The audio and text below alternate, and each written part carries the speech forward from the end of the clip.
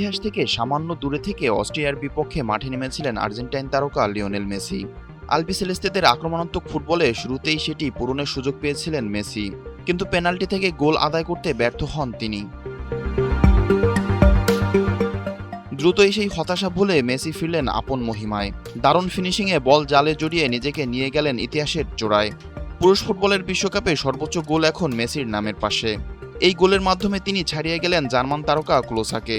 এতদিন 16টি গোল নিয়ে বিশ্বকাপে সর্বোচ্চ গোলদাতার রেকর্ড নিজের কাছে রেখেছিলেন ক্লোসা। বসুন্ধরা টিস্যু, অশুদ্ধতার বিরুদ্ধে এক বিন্দুও ছাড় নয়। আলজেরিয়ার বিপক্ষে হ্যাটট্রিক করেই অবশ্য ক্লোসার পাশে বসেছিলেন মেসি। 16 গোল নিয়ে ক্লোসার সঙ্গে যৌথভাবে এই রেকর্ড দখলে নিয়েছিলেন আর্জেন্টাইন ফুটবল জাদুকর। এবার অস্ট্রিয়ার বিপক্ষে গোল করে সেই রেকর্ড এককভাবে নিজের করে নিলেন তিনি।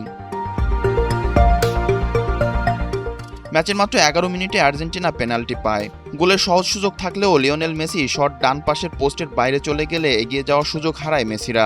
তবে ভুল থেকে দ্রুতই ঘুরে দাঁড়ান মেসি। ম্যাচের 38তম মিনিটে দারুণ এক ফিনিশিংয়ে গোল করেন তিনি। বিশ্বকাপের মঞ্চে এটি মেসির 17তম গোল।